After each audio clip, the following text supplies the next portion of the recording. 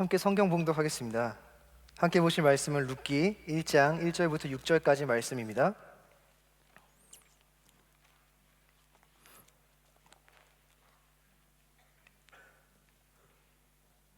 제가 대표로 읽겠습니다. 사사들이 치리하던 때에 그 땅에 흉년이 드니라. 유다 베들레헴의 한 사람이 그의 아내와 두 아들을 데리고 모압 지방에 가서 거류하였는데 그 사람의 이름은 엘리멜렉이요 그의 아내 이름은 나오미요 그의 두 아들의 이름은 말론과 기련이니 유다 베들레헴 에브라 사람들이더라. 그들이 모압 지방에 들어가서 거기 살더니 나오미의 남편 엘리멜렉이 죽고 나오미와 그의 두 아들이 남았으며 그들은 모압 여자 중에서 그들의 아내를 맞이하였는데 하나의 이름은 오르바요 하나의 이름은 루시더라. 그들이 거기에 거주한 지 10년쯤에 말론과 기련 두 사람이 다 죽고 그 여인과 두 아들과 남편의 뒤에 남았더라. 그 여인은 두 아들과 남편의 뒤에 남았더라. 그 여인이 모압 지방에서 여호와께서 자기 백성을 돌보시사 그들에게 양식을 주셨다 함을 듣고 이에 두 며느리와 함께 일어나 모압 지방에서 돌아오려 하여. 아멘. 우리 저 보시지 말고 좌우 옆에 한번 얼굴 볼까요? 보면서 이렇게 인사하면서 오늘 말씀 나눴으면 좋겠습니다. 오늘 나의 행복은 너다, 이렇게 인사할까요?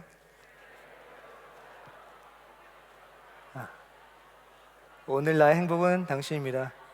이게 서로를 통해 들렸지만 오늘 예배가 끝날 때쯤에는 하나님이 여러분을 향한 하나님의 이야기와 마음으로 들리는 은혜가 있기를 소망합니다. 좀 이동하면서 해도 되겠죠? 여러분 혹시 너무 내려왔나? 얼굴이 너무 커 보이는 느낌이 드는데. 여러분 마카롱 좋아하십니까? 제가 그럴 적 여러분을 위해서 뒤에 마카롱을 준비했으면 좋았을 텐데 준비하지 못했고요. 마카롱을 준비하지 못했는데 마카롱 위아래를 덮고 있는 그 부분을 뭐라고 말하는지 아세요? 꼬끄라고 하잖아요, 그죠? 안 올라가도 되겠다. 꼬끄라고 하는데 그 꼬끄가 만들기가 생각보다 쉽지가 않습니다. 제 옛날 제자가 마카롱집을 운영을 했었는데 진짜 진지하게 기도 제목으로 꼬끄가 2주 동안 안 만들어져서 운 적이 있어요. 그 정도로 꼬끄는 만들기가 쉽지 않다라고 하더라고요. 습도에 예민하고 원인을 알지 못하겠는데 아무튼 안 만들어져가지고 굉장히 괴로웠던 2주의 시간을 보낸 적이 있습니다. 상상 한번 해보는 거예요. 저와 여러분이 마카롱집 사장입니다. 좋아하지 않아도 괜찮아요. 파는 거에 문제가 없으니까. 저 여러분이 마카롱집 사장인데 꼬끄가 2주 동안 안 만들어지는 거예요. 여러분이 장사를 잘해가지고 생각보다 많은 사람들 단골이 많은 집의 사장님이었어요. 근데 2주 동안 마카롱이 안 만들어지니까 그 단골들이 전부 다 다른 마카롱집으로 가버린 거예요. 여러분 질문 한번 해볼까요? 그럼 이 상황에서 잘못은 누가 한 겁니까? 의리도 없이 2주를 채 못 기다리고 다른 단골집으로 가버린 손님들이 잘못인가요?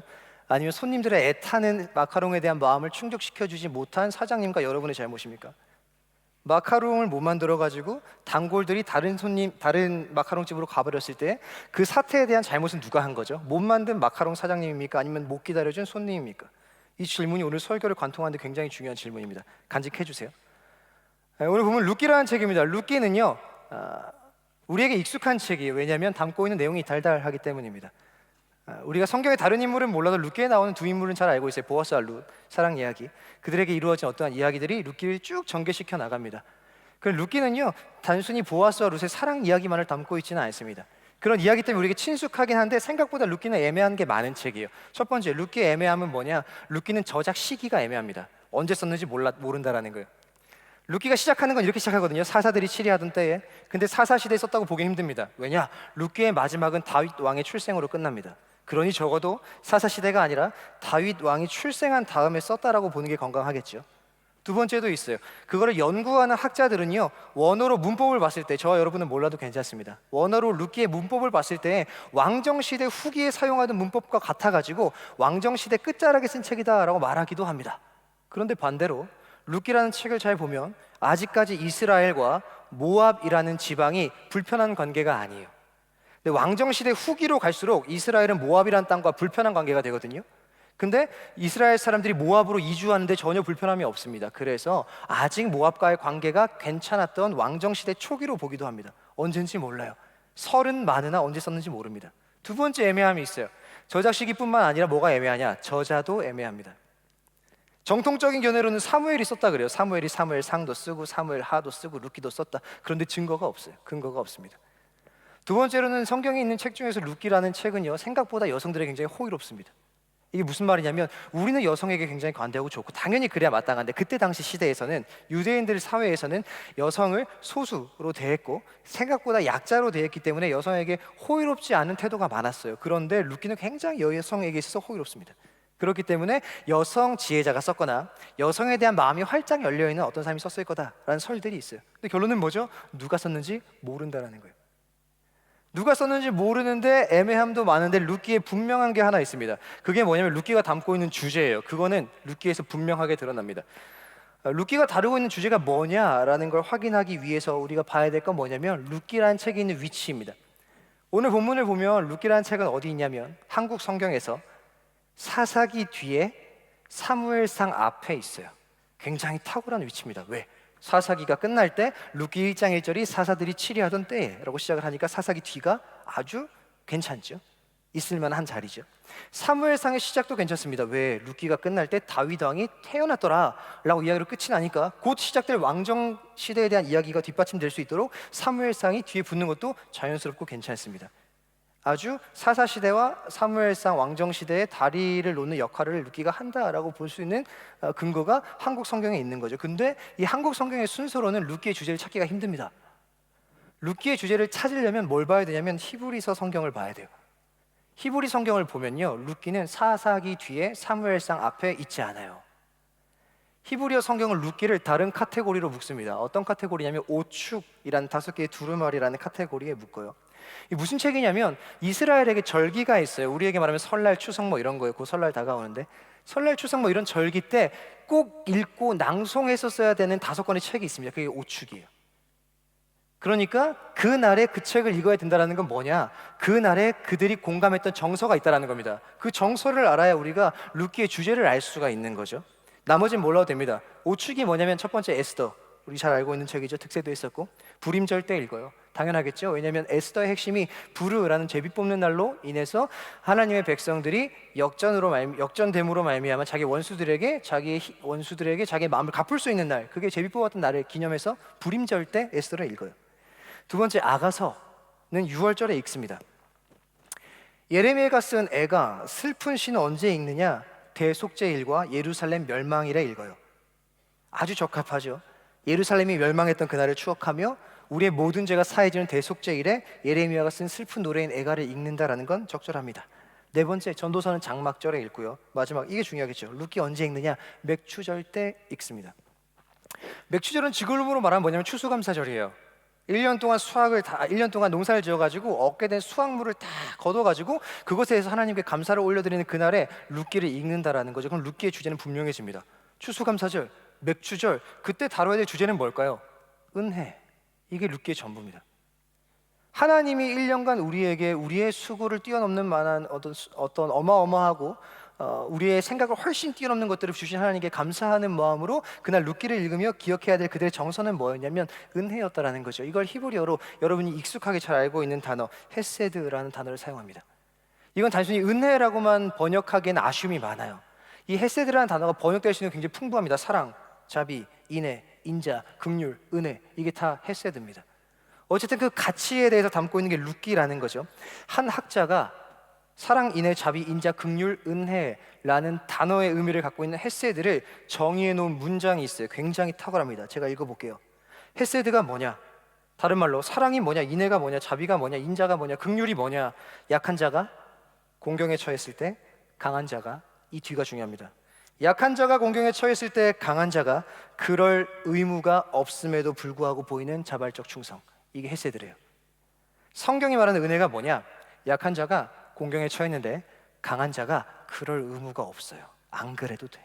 그런데 그럴 의무가 없음에도 불구하고 그 약자에게 보여주는 자발적인 충성, 이게 뭐예요? 성경이 말하는 사랑, 성경이 말하는 자비, 긍휼, 은혜, 헤세드가 그런 의미를 갖고 있다는 거죠. 오늘은 그거에 대한 이야기를 조금 다뤄보려고 합니다.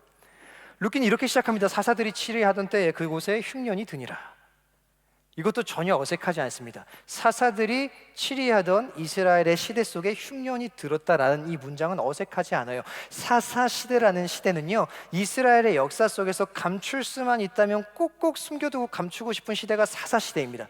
왜? 그들이 얼마만큼 처참하게 무너질 수 있는가를 보여준 게 사사시대이기 때문입니다. 그러니 그 시대를 살아가고 있던 이스라엘 백성들에게 흉년이 오는 건 자연스러운 일일 수 있어요. 왜? 하나님의 뜻대로 살았어야 되는데 뜻대로 살지 못하니 하나님이 흉년을 주시는 거죠.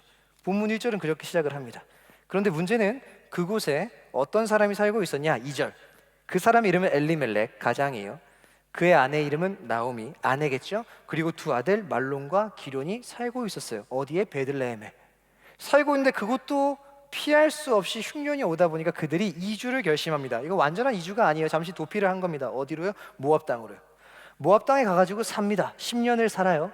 3절에 보시면 그곳에 가서 산 지 얼마나 되는지는 모르겠는데 나오미의 남편 엘리멜렉이 죽습니다. 여러분, 제가 예전에 이야기 드렸던 적이 있는데 당시 시대 속에서 남자가 죽었다라는 건 심각합니다. 왜냐하면 모든 사회가 남자 중심적으로 진행되고 움직여졌기 때문이에요. 그러니 당시에 이스라엘 백성들에게 돌보아야 될 약자 중에 한 명이 과부입니다. 고아, 과부, 나그네. 과부, 남편이 없는 자를 약자로 봤어요. 왜? 당시에는 그런 시대였기 때문이에요. 남편이 죽은 거죠. 그런데 아마 나오미는 희망이 있었을 거예요. 너무 슬펐던 일이지만 희망은 뭐냐? 두 아들이 희망이었을 겁니다. 그래, 그래도 두 아들이 있지. 그리고 말론과 기럯이 4절에 보시면 거기서 결혼을 해요. 그 중에 한 명은 오르바, 그리고 한 명은 룻이란 두 며느리를 얻습니다. 그러니 가족이 5명이 된 거죠. 어머니 나오미가 있고 두 아들과 두 며느리, 5가정을 이루며 살고 있었을 거예요. 4절, 거주한 지 10년쯤에 무슨 문제가 생기냐? 5절입니다. 두 아들도 죽고 이제 여인 셋만 남은 거죠. 이건 당시에 봤을 때는 진짜 뭐 말로 표현할 수 없을 만큼 처참한 상황이다라고 보시면 됩니다. 남편도 죽었고 10년이 되던 그때쯤에 두 아들도 죽고 결국 두 며느리와 자기만 남았다라는 거죠. 근데 그 두 며느리도 자기 나라 사람이 아닌 거예요. 그렇게 본문이 끝날 줄 알았던 6절에 그런 일이 나오미의 가정에 발생을 하고 그 뒤에 어떤 일이 생기냐? 그 여인이 모압 지방에서 여호와께서 자기 백성을 돌보시사 그들에게 양식을 주셨다 함을 듣고 이에 며느리와 함께 일어나 모압 지방에서 돌아오려 하여, 이제 거기서 10년쯤 살면서 남편도 죽고 두 아들도 죽은 그때쯤에 하나의 소식을 들은 거죠. 떠나올 때는 이스라엘에 흉년이 있었는데 다시 양식이 생겼다더라. 그 얘기를 듣고 나오미가 그럼 고국으로 돌아가야 되겠다, 자기 집으로 돌아가야 되겠다라는 마음을 품는 것이 오늘 본문의 끝입니다. 오늘 본문을 정리하면서 우리가 질문해봐야 될 게 하나 있어요. 물어봐야 될 게 있는 거예요. 어떤 거냐면 엘리멜렉의 가문 홀로 남아있는 나오미에게 이 처참하고 이 비참한 일은 왜 생겼냐라는 겁니다. 이 절망적인 일은 왜 생긴 걸까요? 나오미 가정에 이 일이 왜 생겼냐라는 것에 대한 답을 얻기 위해서 학자들이 예전에 원인을 찾았던 게 있어요. 왜 나오미의 가정에 이런 일이 생겼는가? 그것은 무엇이냐면 엘리멜렉이 이스라엘 베들레헴을 떠났기 때문이다 라는 이야기를 한 적이 있습니다. 한때 그렇게 얘기를 했었어요. 이것은 적합한 이야기입니다. 왜냐하면 이스라엘 백성들에게 단순히 이스라엘 땅이라는 것은요, 자산 가치의 이상의 의미를 갖습니다. 이게 중요해요.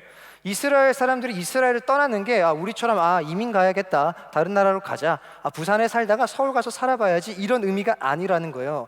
이스라엘 백성들에게 자기 이스라엘 땅이라는 것은 단순히 자산 가치의 이상의 의미를 갖습니다. 그래서 슬로보앗의 딸들이 당시에는 아들들을 통해서 땅이 이어지다 보니까 자기 아빠가 아들 없이 죽었는데 이 아들 없이 죽어버려서 우리에게 땅을 주지 않으면, 이렇게 얘기합니다. 땅을 주지 않으면 우리가 굶어 죽어요 라고 말하잖아요. 땅을 주지 않으면 굶어 죽는 게 아니라 우리에게 땅을 주지 않으시면 우리 아버지의 이름이 이스라엘 민족 중에 사라집니다 라고 말해요. 자산이었다면 땅 안 주면 우리 굶어 죽습니다 라고 말해야 되는데 그렇게 말하는 게 아니고 그 땅 우리에게 안 주면 우리 아버지의 이름이 그 땅 민족 중에서 지워집니다 라고 이야기를 한다는 거죠. 이스라엘 백성에게 땅은 하나님의 나라 자체입니다. 평생을 갈망했던 장소인 거예요. 그 땅에 들어가서 산다라는 건 뭐냐면 내가 하나님의 백성이다라는 증거입니다. 왜? 하나님이 조상 아브라함 때부터 내가 너 민족에게, 너의 후손들에게 내가 약속한 땅을 줄 거야 라고 하고 시간이 훌쩍 흘렀어요. 그러니 그 땅이 나에게 주어졌다는 건 뭐예요? 내가 아브라함 자손이 맞구나, 내가 하나님 백성이 맞구나라는 확인할 수 있는 증거가 땅이에요. 그러니 우리처럼 먹고 사는 문제가 아니라 그 땅은 하나님 나라 자체를 의미합니다. 그러니 지금 엘리멜렉이 뭘 한 거예요? 자기가 살던 집을 떠난 것은 단순히 이민을 간 게 아니라 하나님 나라를 버리고 떠난 거예요. 이렇게 적용을 하면 이런 얘기가 되는 거죠. 하나님이 어떤 분이냐?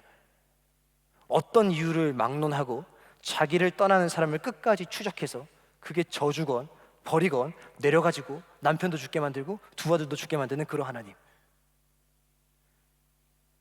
만약에 엘리멜렉과 나오미의 가문에 생긴 이게 그들이 그곳을 떠나가지고 발생한 문제로 그냥 끝내버린다면 하나님 이상한 분이 되는 거예요. 여러분, 어디 가시면 큰일 납니다. 하나님 나라, 하나님 공동체, 이 교회, 쉽게 얘기하면 베들레헴이 교회고 여러분과 제가 엘리멜렉과 나오미라면 이 교회 공동체 하나님 나라를 떠나버리면 하나님 끝까지 추격하실 거, 이런 얘기가 되는 겁니다.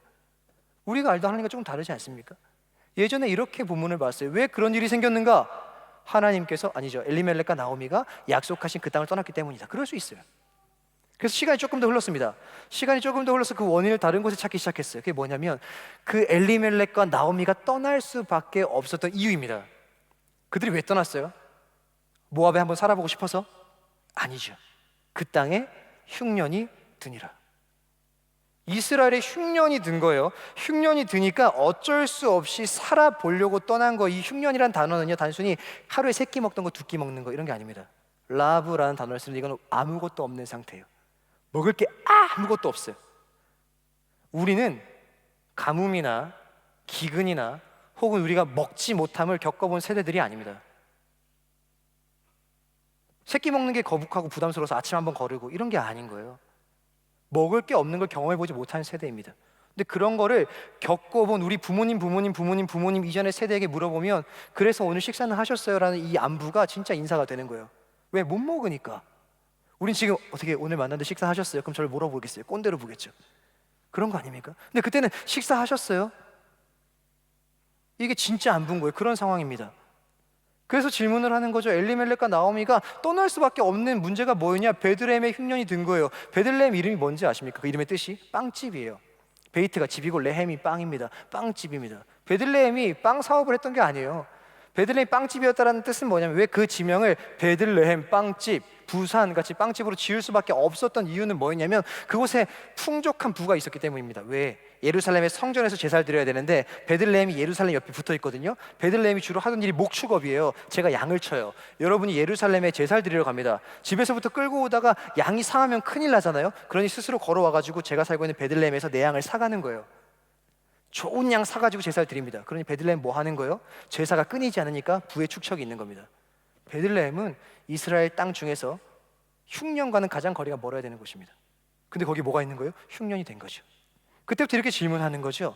어떤 질문을 하게 된 거죠? 엘리멜렉과 나오미가 그런 비참한 상황에 처하게 된 것은 그들이 믿음이 없어서 떠난 것이 아니라 떠날 수밖에 없도록 만들었던 베들레헴의 흉년이다. 우리의 질문하면 이렇게 되는 거죠. 여러분이 신앙생활 하다가 어려운 문제가 막 생기는 거예요. 갈등이 생기고 힘든 일이 많이 생깁니다. 누군가 이렇게 얘기하겠죠. 엘리멜렉과 나오미의 입장에서 여러분 떠나시면 큰일 납니다. 하나님의 나라를 벗어나시면 안 돼요 라고 말하다가 시간이 조금 흐른 뒤에는 여러분이 떠날 수밖에 없었던 우리 공동체나 어떤 집단이나 여러분을 떠날 수밖에 없도록 만들었던 어떤 빵집에 빵이 없는 사태에 대한 이야기의 원인을 묻고 있게 되는 이 시대가 생겼다라는 거예요.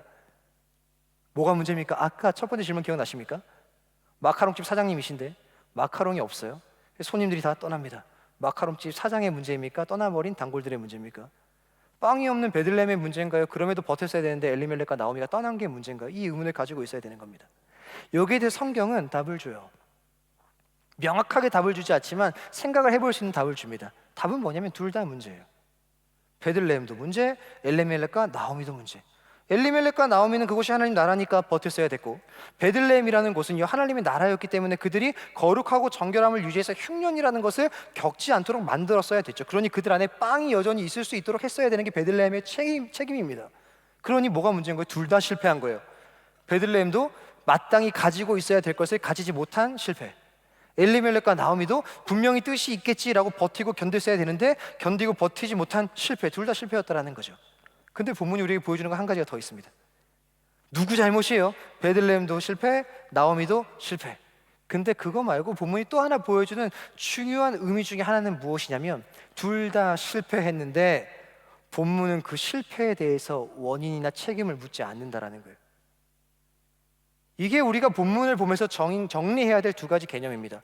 뭐가 문제지? 왜 이런 일이 생기지? 여러분 신앙생활하면서 그런 이해되지 않는 고통과 고난의 문제나 실패의 문제는 왜 생기는 걸까요? 꿋꿋이 지켜내지 못한, 그 자리를 지키지 못한 여러분의 저의 문제일까요? 아니면 우리가 그 자리를 지킬 수 없도록 우리를 떠나도록 만들어버린, 하나님 곁을 벗어나도록 만들어버린 어떤 집단이나 어떤 공동체의 문제일까요? 둘 다 문제라는 거예요. 근데 성경이 이렇게 얘기하는 거죠. 둘 다 문제인데 성경은 원인이나 책임을 묻고 있지 않다라는 거예요. 그럼 우리가 여기서 결론을 내봐야 되겠죠. 우리가 이 본문을 여기까지 해석하고 설명한 뒤에 내려야 될 결론은 뭐냐면 결국 둘 다 실패했고 둘 다 잘못했고 원인은 둘 다에게 있는데 성경이 원인을 묻지 않고 다른 것에 관심을 두고 있다라고 한다면 우리가 정리해야 될 몇 가지 자세가 있습니다. 우리 인생에서 우리 신앙생활하면서 베들레헴이나 엘리멜렉이나 나오미의 자리에 나를 세우면서 몇 가지 점검해야 돼 봐야 될 것들이 있다는 거예요. 베들레헴의 자리에 나를 세워서 점검해 보기도 하고 엘리멜렉과 나오미의 자리에 나를 세워보면서 점검해야 될 몇 가지 주제들이 있다는 거죠. 첫 번째 주제가 있습니다. 그게 뭐냐면 베들레헴의 자리에 여러분이 스스로 서건 엘리멜렉과 나오미의 자리에 여러분이 서건 원인을 찾는 일을 멈춰라. 이게 1번입니다. 왜? 성경이 원인을 묻질 않아요. 학자들이 해석해가지고 원인을 찾는데 본문 안에서 원인을 묻지 않습니다. 나오미와 엘리멜렉에게 너가 그래서 그렇게 된 거야, 베들레헴에게 네가 그래서 그렇게 된 거라고 말하지 않아요. 우리가 성경의 커다란 개념 속에서 사사시대다 보니까 흉년이 온 거고 그러다 보니까 지켰어야 되는데 떠났기 때문에 그런 걸 거야 라고 생각할 뿐이지 성경은 원인을 묻질 않습니다. 우리가 해야 될 건 뭐예요? 여러분 베들레헴 자리에 있건 엘리멜렉과 나오미의 자리에 있건 원인을 찾는 일을 멈추셔야 되는 거예요. 근데 좀 더 구체적으로 말씀을 드리자면 도덕적 판단과 책임 전가를 위한 원인 찾기를 멈추는 겁니다. 이게 1번이에요. 원인을 찾지 마세요, 여러분. 무슨 원인이요? 도덕적 판단이나 책임을 전가하기 위한 원인을 찾는 것을 멈추십시오. 이런 겁니다. 여러분과 제가 베들레헴의 자리에 서거나 엘리멜렉과 나오미 자리에 서는 거예요. 엘리멜렉과 나오미 자리에 서서 도덕적 판단이나 책임 전가를 하기 위한 원인을 찾는 걸 멈추는 건 어떤 거냐면 베들레헴을 향해서 원인 찾는 걸 멈추는 겁니다. 엘리멜렉과 나오미의 자리에서 베들레헴을 바라보면서 너가 빵이 없으니까 내가 떠난 거야. 도덕적 판단을 하거나 책임을 전가하기 위해서 원인 찾는 걸 멈추라는 거예요. 이게 첫 번째 우리가 해야 될 일입니다. 엘리멜렉과 나오미의 자리에서 여러분과 저의 자리에서 어떤 누군가를 바라볼 때 그게 사람이건 공동체건 무엇이건 간에 너가 그게 없으니까 내가 떠난 거야 라고 도덕적 판단을 하기 위해서 책임을 전가하기 위해서 하는 원인 찾기를 멈추라는 겁니다. 그 원인 찾기를 멈추면 뭐 해야 되는 거예요? 빵집에 빵이 있어야 되는데 빵이 없으면 뭐 해줘야 되는 거예요? 빵이 있도록 기도해줘야죠. 이게 책임 전가를 위한 원인 찾기를 멈추는 적극적인 자세입니다. 더 구체적으로 예를 들어볼까요? 공동체 안에 빵이 없어요. 마땅히 있어야 될 게 없어요. 그때 도덕적 판단을 위한 원인 찾기 이런 겁니다. 공동체 안에 빵이 없어요. 이 공동체에 소망이 없네요. 전 가겠습니다. 책임 전가 도덕적 판단을 위한 원인 찾기. 이걸 멈춘다는 건 뭐예요? 공동체에 빵이 없어요. 그럼 뭘 해야 되는 거예요? 빵이 있도록 기도해 줘야죠. 이게 엘리멜렉과 나오미의 자리에서 원인 찾기를 멈추는 자세입니다. 두 번째, 반대 자리. 베들레헴의 자리에 서가지고 엘리멜렉과 나오미를 보면서 원인을 찾는 것을 멈추라라는 거예요. 우리가 공동체 안에 있으면서 누군가가 실패나 고난이나 고통의 문제를 당합니다. 그를 바라보면서 야, 너가 직면한 고통과 고난의 문제는 이것 때문이야 라는 것을 판단해 주는 것, 도덕적 판단. 책임 전가, 너가 그렇게 했으니까 그런 일을 겪은 거야 라는 이야기 해주는 것을 멈추라는 거예요. 떠나도록 만든 사람의 잘못이라고 말하는 것도 멈추는 거고, 두 번째로는 떠나야만 했던 사람이 겪은 일 때문에, 어떤 일 때문에 그것이 네가 떠났기 때문이야 라고 말하는 것도 멈춰야 된다는 거지. 교회가 세상을 위해 해줘야 되는 일은요, 원인을 찾아주는 것이 아닙니다. 고통의 문제, 고통의 이유에 대해서 침묵하고 고통받는 자들에 대해서 공감해주고 동감해주는 게 베들레헴의 자리에서 엘리멜렉과 나오미를 바라보며 책임 전가나 도덕적 판단을 위한 일을 멈추는 거예요. 미국의 대표적인 철학자 니콜라스 월터스토프라는 사람이 있습니다. 이 사람이 쓴 명저가 있어요. 정의와 평화가 입맞출 때까지. 꼭 한번 읽어보십시오. 이 얘기를 하려고 하는 건 아니에요. 제목 그대로입니다. 우리가 외치는 정의가 늘 평화를 만들어내지 못한다라는 거예요. 그리고 우리가 폐쇄적 집단이 되는 거고 굳어버린 집단이 되는 거고, 우리는 의라고 외치는데 그것이 왜 평화를 만들어내지 못하는가, 우리가 지키고 있는 신념은 진짜 평화, 샬롬과 거리가 먼 것인가, 이런 주제를 다루는 게 월터 스토프의 정의와 평화가 입맞출 때까지라는 책입니다. 그가 슬픔을 당해요. 아들이 죽어요. 아들이 죽고 그가 이런 말을 합니다. 제가 읽어볼게요. 나는 복음의 내용이 언제나 내게 위로를 줄 것이라 생각해왔다. 하지만 그렇지 않았다. 복음은 다른 중요한 역할들을 해주었지만 에릭, 아들이에요. 에릭을 잃은 내게 위로를 주지는 못했다. 부활의 소망을 떠올리는 것도 위로가 되지 못했다. 나는 죽음이 바닥 없는 심연이라고 생각하는 사람이 원래 아니었다. 나는 소망 없는 자들처럼 상심하는 사람도 아니었다. 그럼에도 지금 에릭은 죽고 없다. 지금 여기에 그는 없다. 이제 나는 그와 이야기를 나눌 수 없다. 이제 나는 그를 볼 수도 없다. 그를 안을 수도 없고 그가 전하는 장래의 계획을 들을 수도 없다. 그것이 바로 나의 슬픔이다. 한 친구가 내게 말했다. 잊지 말게나 에릭은 지금 하나님의 품 안에 있다네. 나는 그 말에 깊은 감동을 받았다. 그러나 현실은 에릭을 내 품으로 되돌려 놓지 않는다. 그것이 나의 애통함이다. 그러니 제발 죽음이 그리 나쁜 것이 아니라는 말만은 하지 마라. 왜냐하면 죽음은 정말 나쁜 것이기 때문이다. 죽음은 끔찍하며 악마가 주는 고통과도 같다. 만일 당신이 나를 위로하면서 죽음이란 그리 나쁜 것이 아니에요라고 말하는 것이 자신의 의무라고 믿는다면 당신은 내가 애통함에 빠져 있는 동안 내 곁에 있지 않고 멀리 떨어져 저만치 서 있는 사람과 같다. 그렇게 떨어져 있는 사람은 내게 아무 도움이 되지 않는다. 내가 진정 듣고 싶은 말은 자식의 죽음이 얼마나 고통을 안겨주는지 당신이 알고 있다는 말이다. 나는 당신이 절망 가운데 있는 나와 함께 있다는 말이 듣고 싶다. 나를 위로하기 위해서는 내게로 다가와야 한다. 이리로 와서 내 통곡의 벤치에 나와 함께 앉아주세요. 월터 스토프의 굉장히 탁월한 이야기예요. 우리는 신앙을 하면서 누군가에게 원인을 찾는 일이 굉장히 빠릅니다. 또 그것에서 결론을 지어주는 일도 굉장히 빨라요. 그것 때문에 그런 걸 거야. 죽음은 그리 나쁜 게 아니야. 너의 아들은 하나님 편에 안겨 있을 거야. 근데 그게 현실적으로 그 고통과 실패와 고난의 문제는 사람에게 충분한 위로가 되지 않는다라는 거예요, 여러분. 베들레헴이라는 자리에 서가지고 엘리멜렉과 나오미를 바라볼 때에 꼭 하지 말아야 될 게 뭐냐면 그들이 겪고 있는 고난의 문제에 대해서 너무 쉽게 원인을 찾아주거나 단정 짓는 일을 하지 말아야 되는 거예요. 베들레헴은 뭘 해야 되냐면 그저 아무 말 없이 흉년이라고 말할 만한 고통과 고난의 자리에 그 사람 곁에 앉아주는 겁니다. 그리고 그거면 충분한 거예요. 이게 본문이 우리에게 하고 싶은 첫 번째 이야기입니다. 어떤 자리에 서느냐? 엘리멜렉과 나오미의 자리에 서서 원인을 찾지 마세요. 여러분, 무슨 원인? 책임 전가나 도덕적 판단을 하기 위한 원인을 찾지 마십시오. 베들레헴의 자리에서 엘리멜렉과 나오미에게 너가 그게 문제야 라고 원인을 찾아주는 거. 엘리멜렉과 나오미에게 베들레헴을 향해서 너가 그러니까 내가 떠난 거야.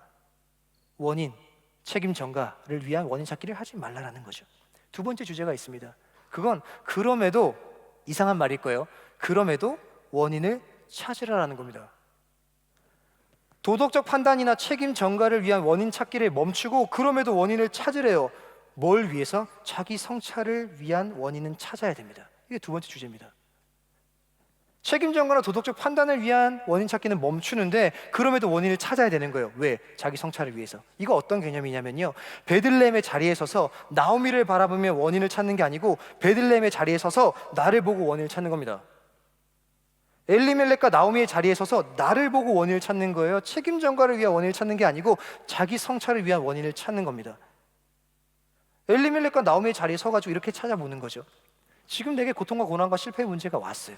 그게 공동체에 관련된 문제건 개인의 문제건 너무 떠나고 싶고 포기하고 싶고 이 신앙이란 자리를 놓고 싶고 내려놓고 싶고 하나님 곁을 잠시 떠나고 싶어요. 그런 마음이 내게 찾아왔어요. 그때 책임 전가를 위한 원인 찾기를 하는 게 아니라 자기 성찰을 위한 원인을 찾는 거라면 이런 거죠. 사사들이 치리하던 시대에 흉년이 왔다라는 건 뭐냐면 그 흉년이 의미가 있다라는 거예요. 그냥 온 게 아닌 거잖아요. 사사들이 치리하던 시대에 온 거니까 이유가 있는 고난이라는 자각을 하는 겁니다. 또 두 번째, 잘못을 했으니까 온 거지 않습니까? 사사시대 때 잘못을 했으니까 흉년이라는 도구를 통해서 하나님이 돌이키라고 한 거잖아요. 자기를 돌아보는 시각으로서의 자각이 있어야 되는 거죠. 더 크게는 그 일로부터 뭔가 더 거대한 일들이 일어날 거라는 하나님께서 하시고자 하는 큰 뜻이 있다라는 자각이 있어야 되는 거죠. 이걸 가지고 뭐 하는 거예요? 엘리멜렉과 나오미의 자리에서 자기를 성찰하는 겁니다. 책임 전가나 원인 찾는 것이 아니고 책임 전가를 하기 위해서 도덕적 판단을 하려고 원인을 찾는 게 아니라 내가 고통과 고난과 실패의 문제가 왔는데 이게 왜 왔을까? 하나님의 큰 뜻이 있겠지라는 자각, 그리고 나를 하나님의 시각으로 돌아보는 자각, 그리고 분명히 이것을 통해 하나님이 이루시고자 하는 이유가 있을 거다라는 고난이다 라는 자각을 통해서 자기를 성찰하는 겁니다. 이거는 신앙의 어떤 모습으로 드러나느냐? 기도가 그런 거예요. 하나님 앞에 서서 묵묵히 내가 직면한 상황들을 곱씹어 보는 겁니다. 견디기 힘듦에도 불구하고 주 앞에 서서 씨름해 보는 거예요. 여러분, 간단하고 쉬운 길을 택하지 마십시오. 간단하고 쉬운 길은 도덕적 판단과 책임 전가를 하는 게 쉬운 일입니다.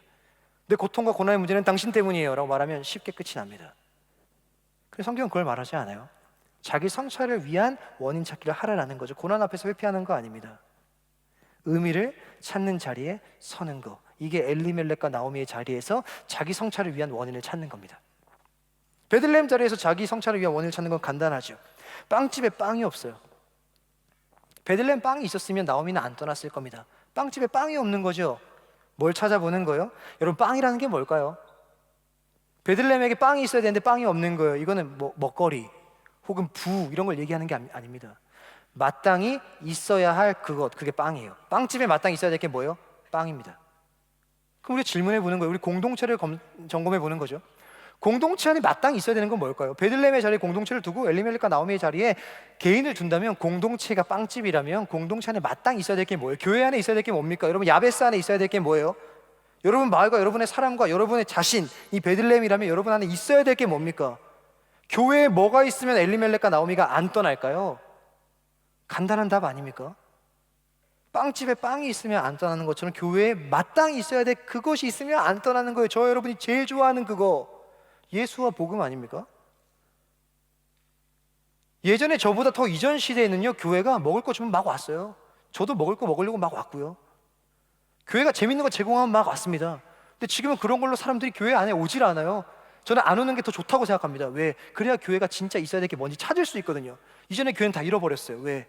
먹을 거 주니까 오니까, 재밌는 거 해주면 오니까, 교회 안에 그것만 있으면 된다라고 생각을 했어요. 수년 전 교회가 그랬습니다.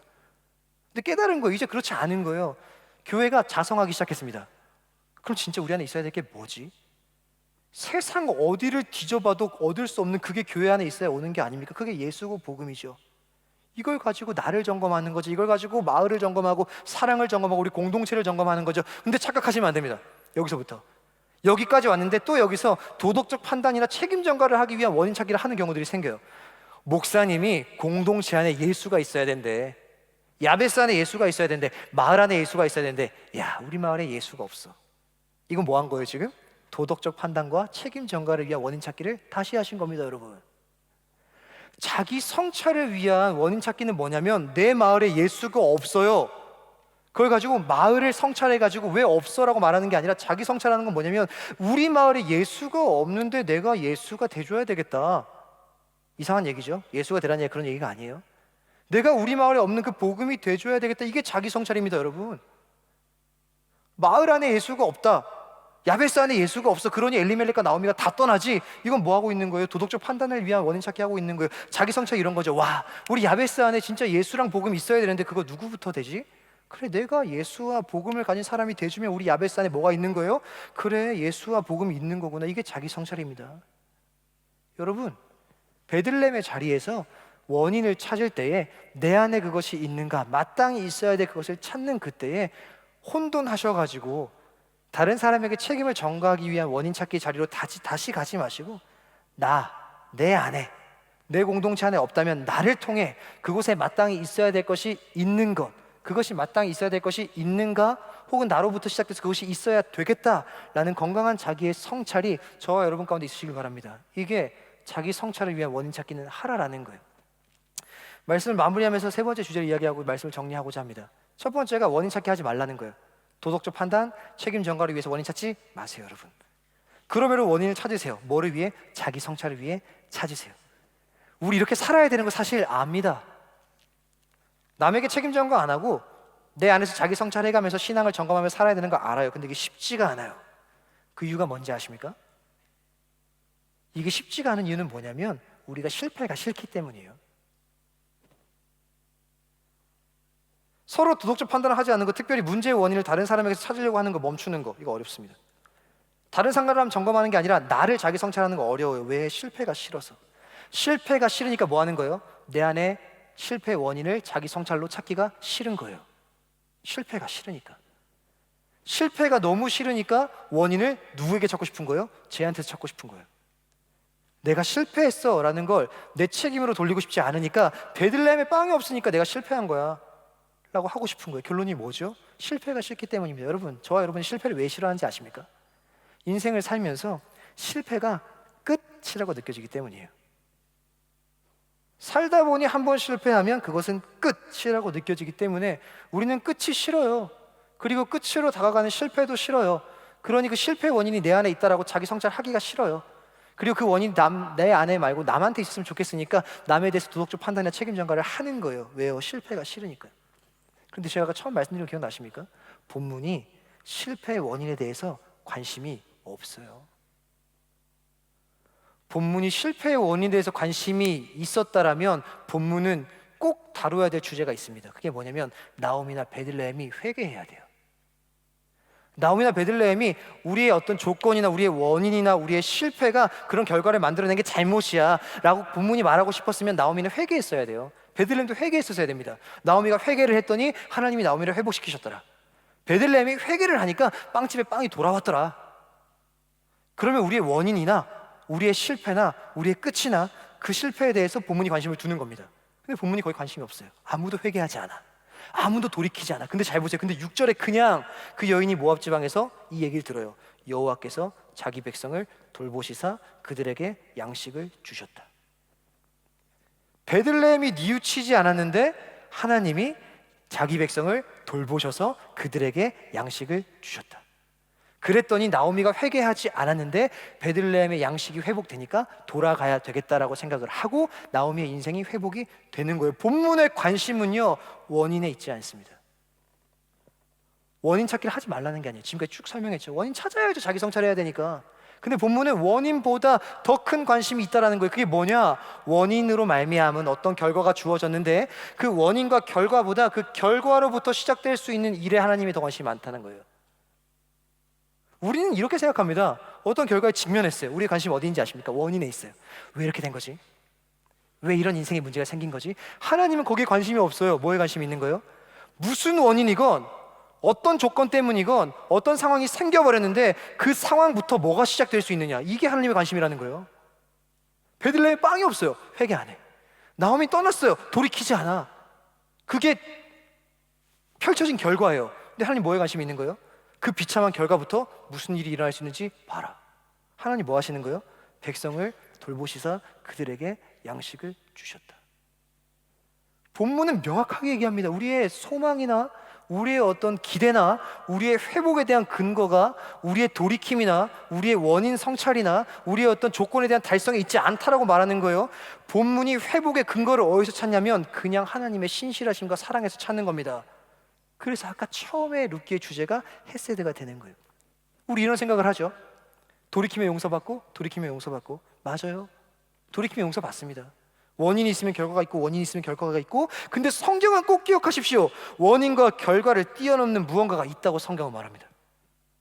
어떠한 조건이 충족돼야 결과가 일어나는 것이 아닐 수도 있다고 성경이 말하고 있는 거예요. 왜? 하나님은 그런 분이 아닙니다. 하나님은 자기의 약속의 신실하심 때문에, 백성에 대한 사랑 때문에 어떠한 조건이나 원인이 충족되지 않아도 하나님의 일을 하세요. 그래서 베들레헴의 양식이 돌아오고 빵이 생기고 떠났던 나오미는 돌아오며 나오미가 회복됩니다. 회복은 양식을 회복시키신 하나님으로부터 시작됩니다. 말씀을 정리하도록 하겠습니다. 오늘 말씀은요, 우리에게 룻기의 주제를 선명하게 보여줍니다. 룻기의 주제는 헤세드였어요. 제가 헤세드 얘기했죠. 자비, 사랑, 인자, 인애, 긍휼, 은혜, 이게 헤세드인데 약한 자가 공경에 처했을 때에 강한 자가 그럴 의무가 없음에도 불구하고 자발적으로 약자를 위해 충성을 보여주는 것. 방금 나누었던 이야기 속에서 하나님의 헤세드가 무엇인지 아십니까? 하나님의 사랑이 뭔지 아세요? 하나님의 은혜가 뭔지 아십니까? 하나님의 인자나 자비가 뭔지 아세요? 하나님이 그럴 의무가 없는데 그렇게 하신 행동이 뭔지 아십니까? 하나님의 관심은 생각보다 원인에 있지 않고 하나님의 관심은 우리가 직면한 어떤 결과나 일들로부터 시작될 수 있는 무언가에 하나님의 관심이 있다. 이게 헤세드입니다. 하나님의 관심이 우리의 원인이나 조건에 있는 것이 아니라 그 조건과 원인이 무엇이든 간에 내가 직면한 지금 오늘 이 결과로부터 그런 무슨 일은 일어날 수 있는가, 이것이 하나님의 관심임을 꼭 기억하시기를 바랍니다. 오늘도 함께 기도하며 한 주를 살아가는 시간 속에서 하나님의 사랑, 그 헤세드를 꼭 기억하십시오. 우리의 원인보다 하나님은 여러분의 오늘로부터 시작될 수 있는 하나님의 일에 훨씬 더 많은 관심이 있으십니다. 그게 저와 여러분의 소망이라는 생각을 꼭 붙드시고 그 인식으로부터 시작해서 책임전가나 도덕적 판단을 위한 원인 찾기는 멈추고 건강한 자기 성찰을 위한 원인 찾기는 잘 해나가심으로 말미암아 백성다운 삶의 모습을 잘 살아내시는 한 주의 삶이 되기를 간절히 소망합니다. 이 시간 같이 하나님의 그 헤세드를 생각하면서 찬양하고 기도의 자리로 나아갔으면 좋겠습니다.